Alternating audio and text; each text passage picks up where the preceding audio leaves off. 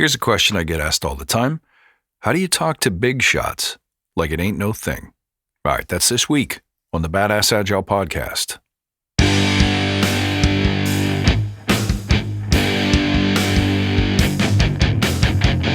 Greetings, team. Welcome to the Badass Agile podcast. I'm your host, Chris Williams.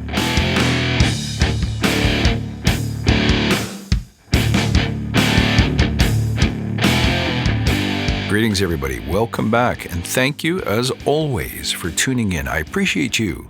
I'm so glad you're here. I'm glad that you're getting some value out of this show.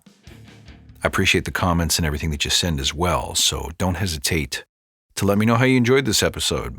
All right, what is it about talking to an executive or a boss or someone of import in your industry that makes us so nervous, and I'm willing to bet causes us to walk away from opportunities that could really open our minds or enhance our careers or just help us get the results that we're looking for?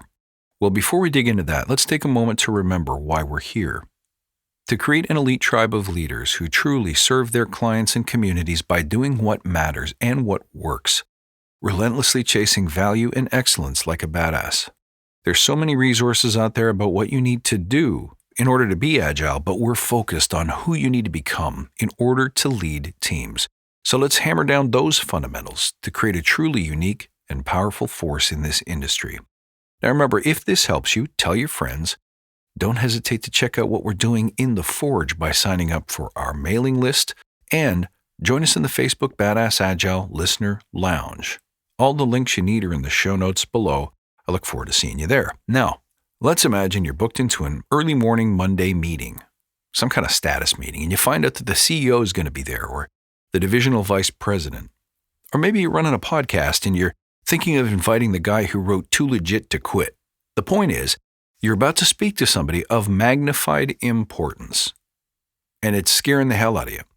You can feel yourself go cold. You might feel a bit nauseous. You might even be tempted to back out. And that's to say nothing of what happens once you get in the room with this person. All of a sudden, you lose your ability to speak. You're not hearing or listening to anything that anybody's saying. Your mind is all over the place, and you're unable to focus. Well, as you know, sometimes the Olympic-style triumphs that we get in life depend on our ability to get focused, to get certain, and to get your head right when these monumental occasions present themselves. There's a saying about success being the confluence of opportunity and your preparation for that opportunity. So what's going on here? Well, the first thing I want you to do is to flip the script in your head that tells you that this person or persons is somehow of magnified importance in the first place. The reality is we're all equal. If you really want to look at it intellectually or logically, you could examine their life and their accomplishments compared to yours. They may have done exceptionally well in their career and reached a certain position or title or level of success or fame or wealth. But the chances are excellent that they might be missing out in some areas or gapped in some areas of life that you have in fact crushed. Now, even if you don't buy that argument and you say, no, this person has really applied themselves, and if I'm being honest, I've been kind of lazy, or I've taken the passenger seat in life up to this point, and they've simply accomplished more. That happens too, but what I want you to recall is that at any moment, you are in complete control of changing that narrative. Meaning, if you want to chase a CEO position, or you want to write the next great novel or song or blog post, it is totally up to you to begin that journey now. The only thing you can actually say about yourself with accuracy compared to that person is that you simply haven't put in the time yet. Meaning, all other things being equal, if you start to apply the same level of discipline, the same level of intention, you would arrive at the same place too. You're just at a different point in the arc, and there is nothing about that that makes you unequal. They were where you are once too. That was a weird sentence. The point is, there was a point in time where they were exactly where you were, unsure of where to go, and starting at step number 1. So let yourself off the hook a little bit and foster instead the belief that you belong in this conversation. Nothing about what you value or what you want is any more or less noble, important, or valid than what that person believes, values, or wants. So give yourself the permission to belong in the conversation and start looking at the person across from you as an equal. The truth of the matter is, we have a tendency to put people on pedestals, and that is always a mistake because they can feel it. It shows up in how you act, how you speak, how you move. And I've said this many times, we don't work on developing this skill, but it exists in all living things that we can sense our environment. We have receptors that let us know if the person in front of us is being authentic or if there's some kind of existential threat there. So the best thing you can do for yourself is get your head game right. Now, that leads me to my next point.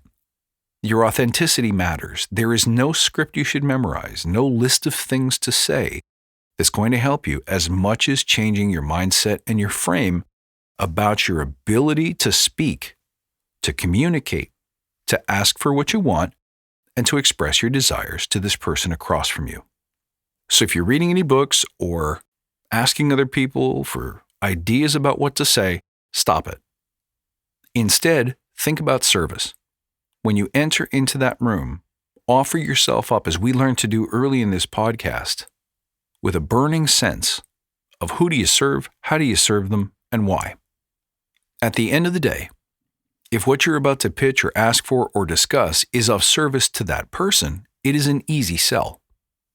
On the other hand, if what you're asking for is not directly of service to them, but of service to anybody but you, your colleagues, your team, your customers, then it is still a reasonably easy sell. We learned early that it's much easier to recruit people towards your cause and your vision if it is of service to a larger goal. And that passion and that selflessness shows up in your conversations. Which brings up another point. This goes way back in the Badass Agile history as well, but be visionary and be intentional. Know what you want the outcome to be before you go into that meeting. Don't just book time to have a conversation. Understand what you want to walk away with and have at least a high-level plan for what you will do or what you will say if it seems to not be going your way. Now, here's the next thing that you should do. You should prepare. You should know who this person is. So there's two dimensions to that. One is empathy, meaning understand what it's like to walk in their shoes. They're busy people. They get asked a lot of questions. They're probably not interested, nor do they have time for the specific mechanics of what you do every day. What is it like to be a CEO? What kinds of things do they think about? What kinds of problems might need solving?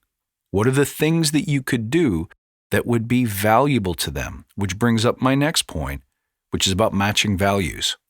If you understand what they value, personally and professionally, if you know what kinds of things light them up, now you can have a conversation that is other-based.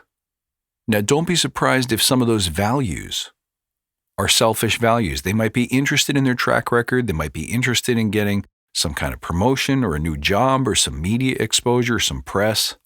But if you dig deep enough, you should be able to find the values that really light them up. It could be contribution to society. It could be creating inclusive environments. It could be creating the best corporate culture. If you dig deep enough, if you read articles and interviews and check out their profiles or ask people who know them, you can get invaluable answers to those key questions. And that prepares you to do this one final thing that I really want to suggest, that I really believe in, which is what I call heart-based communication. Now, I actually didn't invent that term. It came from this dollar store dog-eared used book I found one time called How to Argue and Win Every Time by Jerry Spence. Now, Jerry Spence was the lawyer who worked as the O.J. Simpson defense in his criminal trial. But don't let that throw you off. The really interesting thing about Jerry is that he has a Native American background. So he has this really cool spirituality and is in tune with his nature and his ability to express ideas in a passionate way. And the point of the book is that when you argue from the heart and not from a place of logic or reason, you win every time. So I highly recommend you grab a copy of the book if you can find it. But the most important thing you want to do when you're talking to a big shot is figure out their heart and find a way to connect to it. Ask them questions that stir their emotions. And that doesn't mean you have to ask them really personal questions necessarily, but adopt a heartfelt curiosity for people's history, their background, their passions, their family, and the things that have moved them to get them to the place where they are, which, remember, is not about being in an exalted position, but being in a position where they're leading from passion and hopefully enjoying a great sense of fulfillment and joy and pride and living life on their terms. I mean, ask questions that tap into those emotions. And it may seem awkward, like, once again, you're not entitled to have those conversations. But if you find a way to work it in, that heart-based communication, or what Jerry Spence calls the heart zone, you'll find that it radically changes the tenor and the effectiveness of your communications. And you probably leave the conversation with that person saying, I don't know what it is about that guy, but I like them. So reflect on these tips this week, guys, and try to find a way to bring it into your practice and report back. How did it go? Did you have a critical conversation with someone of, quote unquote, great import? And how did you show up? Did you find yourself less nervous? Did you get what you wanted? Did you hit your outcome? All right, that's it for this week. Thank you, as always, for being listeners. You can reach me at badassagile.com or find me on Twitter at badass_agile. I look forward to next time. And until then, stay badass.